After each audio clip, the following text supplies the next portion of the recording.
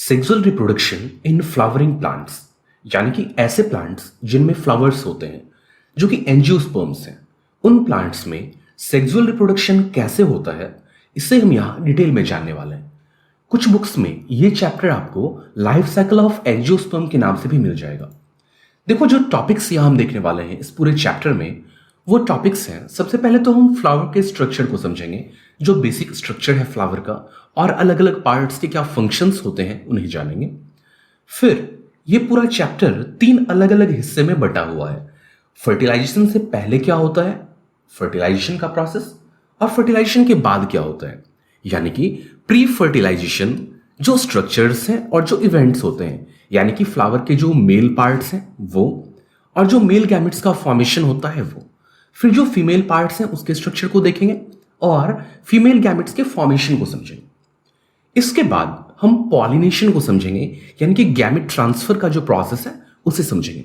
अगर आपने पिछला चैप्टर अच्छे से पढ़ा हुआ है तो आपको फील हो रहा होगा कि जो स्ट्रक्चर पिछले चैप्टर का था कुछ वैसा ही स्ट्रक्चर यहां है, क्योंकि उस चैप्टर में हमने सेक्सुअल रिप्रोडक्शन का बेसिक स्ट्रक्चर, बेसिक आइडिया समझा था।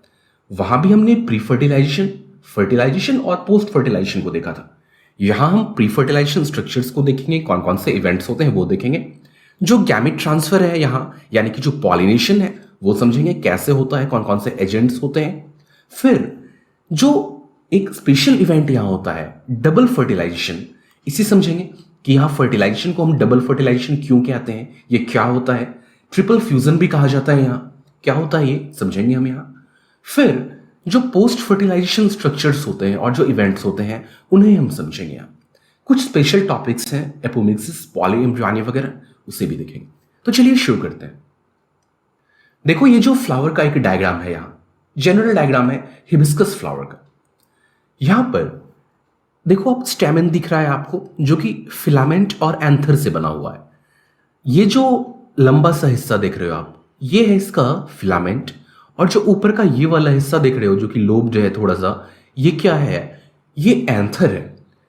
फिलामेंट और एंथर दोनों मिलकर कलेक्टिवली स्टैमेन कहलाता है, जो कि फ्लावर का मेल पार्ट है। ऐसे ही देखो, यहां स्टिग्मा, स्टाइल और ओवरी, ये तीनों मिलकर फ्लावर के फीमेल पार्ट को बनाता है। और जो फीमेल पार्ट है उसे हम कहते हैं पिस्टिल। पिस्टिल के अलावा इसे कार्पेल भी कहा जाता है, पिस्टिल और कार्पेल। यानी कि जो मेल पार्ट है वो है स्टैमेन, और जो फीमेल पार्ट है वो है पिस्टिल या फिर कार्पेल। ये मेन रिप्रोडक्टिव पार्ट्स हैं प्लांट के। इसके अलावा जो एसेसरी कुछ हेल्पिंग पार्ट्स हैं वो कौन कौन से हैं, पेटल्स, सेपल्स, और ये जो हिस्सा आप देख रहे हो थैलेमस है। ऐसे ही और जो भी पार्ट्स हैं, यानी कि ये पूरा चैप्टर जो फोकस्ड होगा वो कहां होगा, जो मेल पार्ट है फ्लावर का यानी कि स्टैमेन, और जो फीमेल पार्ट है यानी कि पिस्टिल और कार्पेल, उसे हम डिटेल में समझेंगे। कौन कौन से इवेंट्स होते हैं यहां उन्हें हम जानेंगे। जो प्री फर्टिलाइजेशन स्ट्रक्चर्स होते हैं फ्लावर के, वो सब फ्लोरल प्रिमोर्डियम से डेवलप होते हैं, और ये डेवलपमेंट बहुत सारे हार्मोनल और स्ट्रक्चरल चेंजेस से इन्फ्लुएंस्ड होता है। यानी कि प्लांट्स में आपको पता है बहुत सारे हार्मोन्स होते हैं, तो इन्हीं हार्मोन्स के इन्फ्लुएंस में फ्लोरल पार्ट्स का डेवलपमेंट होता है। जो रिप्रोडक्टिव पार्ट्स है फ्लावर के, जिन्हें कि हमने देखा था अभी अभी, उन्हें हम, जैसे कि जो स्टैमेन है ना, जो मेल पार्ट है, उन्हें कलेक्टिवली एंड्रोसियम कहा जाता है। जो स्टैमेन का पूरा वर्ल्ड है उसे एंड्रोसियम कहा जाता है, और पिस्टल्स का यानी कि फीमेल पार्ट्स का जो वर्ल्ड है उसे गाइनोसियम कहा जाता है। ये टर्म्स ध्यान में रखना। स्टैमेन बना हुआ होता है किससे, एंथर और फिलामेंट से, और स्टैमेन के ग्रुप को, स्टैमेन के वर्ल्ड को एंड्रोसियम कहा जाता है। पिस्टल जो है वो बना हुआ होता है स्टिग्मा, स्टाइल और ओवरी से, और वर्ल्ड ऑफ पिस्टल क्या कहलाता है, गाइनोसियम कहलाता है। देखो, यहां अब हम फ्लावर के मेल पार्ट को डिटेल में समझेंगे।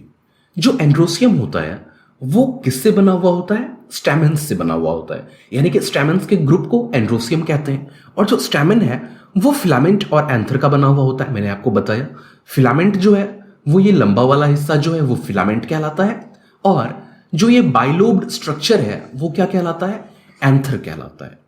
इसके बाइलोब्ड स्ट्रक्चर को थोड़ा सा और समझ सकते हो आप। देखो यहां एक जो ट्रांसवर्स सेक्शन आपको दिख रहा है, ये वाला सेक्शन जो आपको दिख रहा है, इसमें देखो ध्यान से, यहां आपको दो लोब दिख रहे हैं, एक ये वाला लोब और एक ये वाला लोब, इसलिए एंथर बाइलोब्ड होता है। और हर एक लोब के अंदर दो थेका प्रेजेंट होते हैं, टू थेका। देखो एक ये और एक ये, समझ रहे हो मेरी बात को? यानी कि एंथर बाइलोब्ड होता है और हर एक लोब के अंदर टू थेका प्रेजेंट होते हैं। इस डायग्राम में थोड़ा सा और क्लियर होगा ये कॉन्सेप्ट। देखो ये पहले वाला डायग्राम है जो मैंने थोड़ी देर पहले आपको बताया था। ये बाइलोब्ड एंथर है, पहला लोब, दूसरा लोब, और हर एक लोब के अंदर टू थेका है। इसे ही अगर हम जूम करके देखते हैं, मैग्नीफाई करके देखते हैं, तो ये कुछ ऐसा दिखता है। देखो यहां पर इस सेक्शन में ये आपको एक थेका दिख रहा है, दूसरा, तीसरा और चौथा। ये जो पूरा हिस्सा है इसे डिटेल में समझते हैं। देखो ये कुछ लेयर्स से ढंका हुआ होता है। कौन कौन से लेयर्स होते हैं यहां? सबसे पहले देखो एपिडर्मिस होता है। एपिडर्मिस के बाद जो सेकेंड लेयर है वो है एंडोथीसियम। एपिडर्मिस के बाद क्या होता है? एंडोथीसियम। एंडोथीसियम के बाद मिडिल लेयर्स होते हैं, यानी कि कुछ लेयर्स होते हैं जिन्हें मिड लेयर्स कहते हैं। और मिड लेयर्स के बाद टैपेटम नाम का एक लेयर आता है। ये जो टैपेटम है इसके अंदर, यानी कि जो सबसे अंदर वाला हिस्सा है, वहां पर कुछ खास टिश्यू भरे हुए होते हैं जिन्हें कि हम स्पोरोजेनस टिश्यू कहते हैं। क्या कहते हैं? Sporogenous tissue. फिर से समझते हैं। जो ये एंथर का सेक्शन है इसे अगर हम देखें तो ये कुछ लेयर्स से घिरा हुआ होता है। पहला जो लेयर है वो है एपिडर्मिस, फिर आता है एंडोथीसियम, फिर मिड लेयर्स, उसके बाद टैपेटम, और अंदर में घिरा हुआ होता क्या है? Sporogenous tissue. देखो यहां भी स्पोरोजिनस टिश्यू भरा हुआ है, यहां भी स्पोरोजिनस टिश्यू भरा हुआ है, यहां भी भरा हुआ है और यहां भी भरा हुआ है। तो ये स्पोरोजिनस टिश्यू क्या करता है? आगे चलकर यही जब मैच्योर होता है तो ये पॉलन ग्रेन को फॉर्म करता है, जो कि आप यहां पर इस डायग्राम में देखो, ये जो पॉलन ग्रेन बन गया है ये कैसे बनता है, कहां से आता है? एक्चुअली ये जो स्पोरोजिनस टिश्यू है ना, वही आगे चलकर मैच्योर होकर के यहाँ के सेल्स बनाते हैं किस चीज को? पॉलन ग्रेन को। देखो इस डायग्राम को थोड़ा सा और जूम करते हैं। देखो ये वाला जो हिस्सा है उसे और मैग्नीफाई करते हैं तो ये कैसा दिखता है? एपिडर्मिस है, फिर एंडोथीसियम आता है, फिर कुछ लेयर्स हैं जिन्हें कि हम मिड लेयर्स कहते हैं, उसके बाद टैपेटम आता है, और जो अंदर स्पोरोजिनस टिश्यू भरा हुआ है ना, अगर उसके सेल्स को हम देखें तो यहां के सेल्स को कहते हैं माइक्रोस्पोर मदर सेल्स, यानी कि ऐसे सेल्स जो कि आगे चलकर माइक्रोस्पोर का निर्माण करते हैं। तो ये था पूरा स्ट्रक्चर एंथर का। मैंने जो कुछ भी अभी आपको बताया वो सब यहां थ्योरी में आपके पास लिखा हुआ है। चलिए एक बार फिर से देख लेते हैं। आप चाहो तो यहां से नोट्स बना सकते हो या फिर स्क्रीनशॉट ले सकते हो। हर एक एंथर जो होता है वो 4 सर्कुलर माइक्रोस्पोरेंजिया से बना हुआ होता है, जो कि हर एक कॉर्नर पर लोकेटेड होते हैं, जो कि हमने देखा था। ईच माइक्रोस्पोरेंजियम, हर एक माइक्रोस्पोरेंजियम जो होता है वो 4 वॉल लेयर्स से सराउंडेड होता है। यानी कि ये जो एक माइक्रोस्पोरेंजियम है ये घिरा हुआ होता है 4 वॉल लेयर्स से, epidermis, endothecium, mid layers and tapetum. जो टैपेटम के सेल्स होते हैं उनमें डेंस साइटोप्लाज्म होता है और एक से ज्यादा न्यूक्लियस होता है। ध्यान रखना, यहां से क्वेश्चंस बनते हैं। और जो टैपेटल सेल्स होते हैं वो करते क्या है? तो जो स्पोरोजेनस टिश्यू डेवलप होकर के बनाएगा पॉलन ग्रेन को, उसे क्या करते हैं? ये न्यूट्रिशन प्रोवाइड करते हैं। तो ये जो पहले 3 लेयर्स हैं, एपिडर्मिस, एंडोथीसियम और मिडिल लेयर्स, ये प्रोटेक्टिव फंक्शन के होते हैं, और जो टैपेटम होता है वो न्यूट्रिशन प्रोवाइड करता है।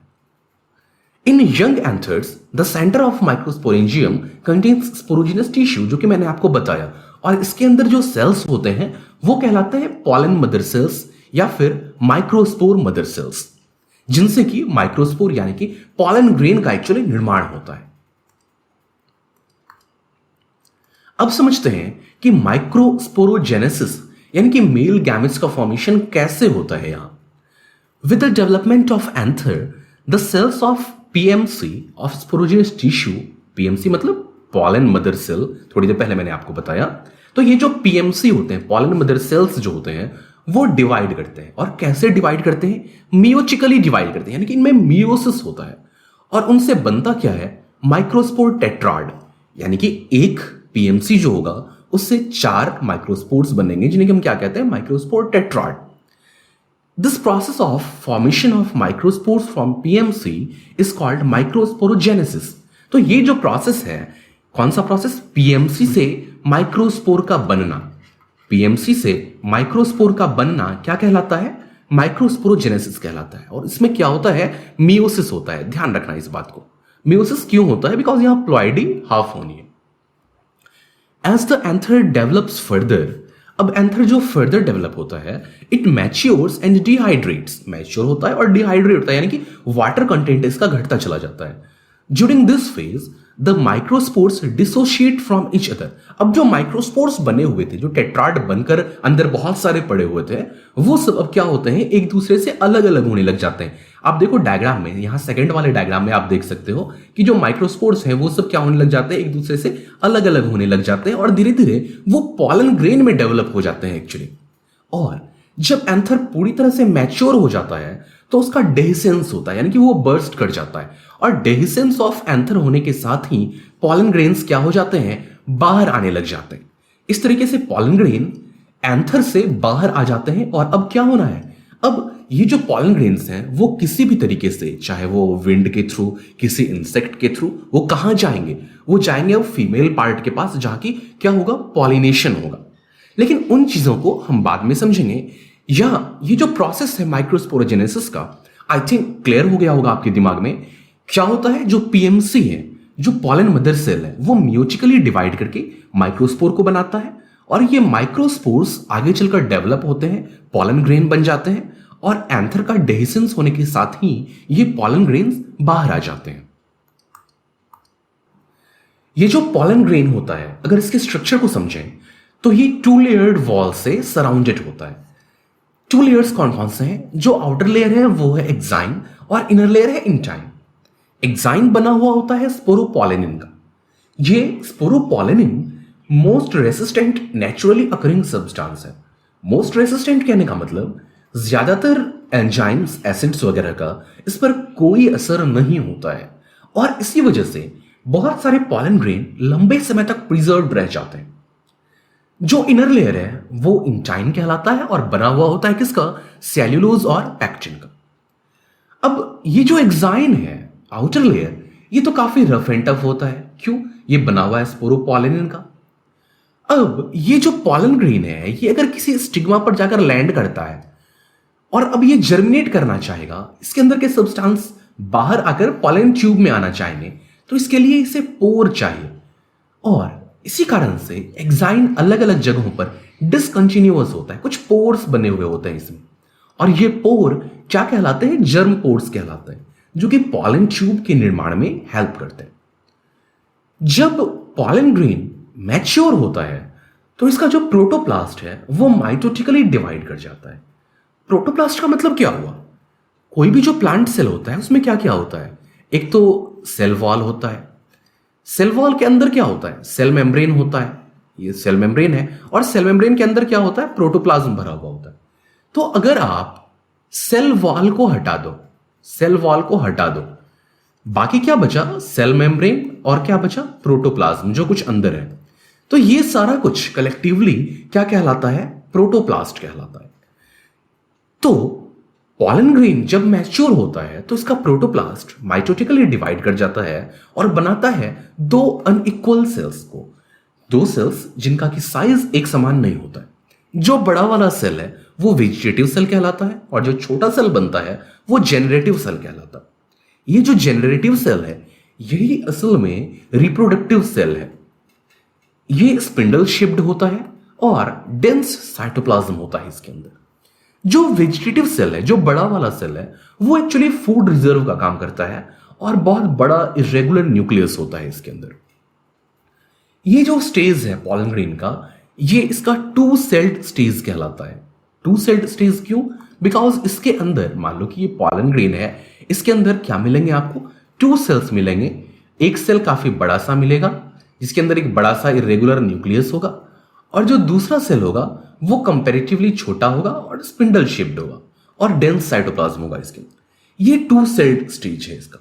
एक बात ध्यान में रखना कि ज्यादातर पॉलन ग्रेन्स जो शेड होते हैं या फिर एंथर से बाहर आते हैं वो 2 सेल्ड स्टेज में ही बाहर आते हैं, बट कुछ पॉलन ग्रेन 3 सेल्ड स्टेज में भी बाहर आते हैं। ये 3 सेल्ड स्टेज क्या है ये आपको मैं थोड़ी देर के बाद बताऊंगा, जबकि डबल फर्टिलाइजेशन समझा रहा हूंगा आपको।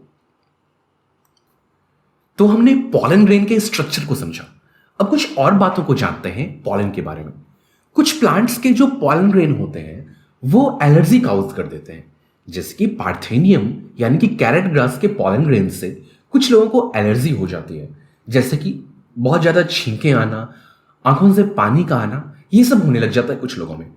कुछ लोगों को आम के सीजन में जब आम का मंजर आता है उस टाइम में भी एलर्जी हो जाती है, क्योंकि उस वक्त हवा में आम के पॉलेंस मौजूद होते हैं। तो अलग अलग प्लांट्स के पॉलन कुछ लोगों में एलर्जी काउज कर देते हैं। पॉलन के अंदर न्यूट्रिएंट्स भी काफी सारे पाए जाते हैं। Pollens are rich in nutrients और इसी वजह से कुछ टैबलेट्स और सिरप्स का भी निर्माण होता है पॉलन ग्रेन से, और इनका इस्तेमाल होता है रेस हॉर्सेस और एथलीट्स के परफॉर्मेंस को इनहांस करने में।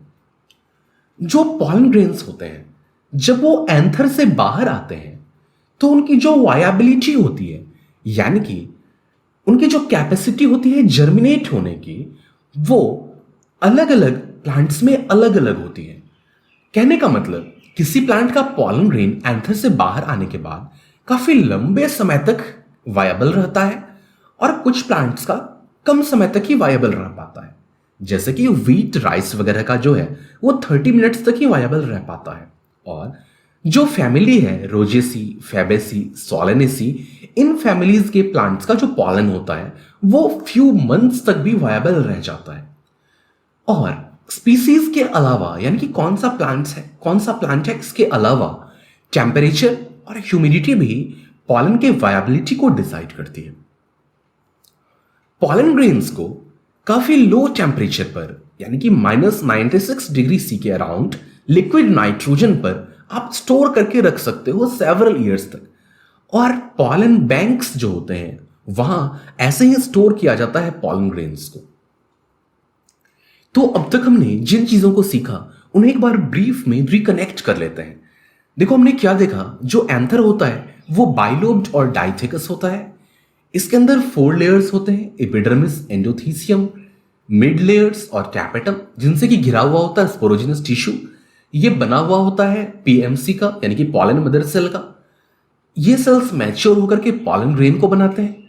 और जो पॉलन ग्रेन का स्ट्रक्चर होता है वो कैसा होता है, 2 वॉल से घिरा हुआ होता है। इसके अंदर पॉलन ग्रेन जब मैच्योर हो जाता है तो 2 सेल मिलते हैं। जो बड़ा सेल होता है वो वेजिटेटिव सेल कहलाता है, और जो छोटा सेल होता है वो क्या होता है, जेनरेटिव सेल होता है। इस वाले डायग्राम में आपको दिखाया गया है कि कैसे 2 अनइक्वल साइज के सेल्स बनते हैं। ये जो सेल है इसका प्रोटोप्लास्ट डिवाइड करेगा धीरे धीरे, एसिमेट्रिक स्पिंडल बनेगा। एसिमेट्रिक स्पिंडल की वजह से अनइक्वल साइज के सेल्स बनेंगे, और जो बड़ा वाला सेल बनेगा वो वेजिटेटिव होगा और छोटा वाला जेनरेटिव होगा। तो ये बातें थी। अब नेक्स्ट वीडियो में हम फ्लावर के फीमेल पार्ट को समझेंगे और फीमेल गैमेट्स के फॉर्मेशन को देखेंगे। Thank you.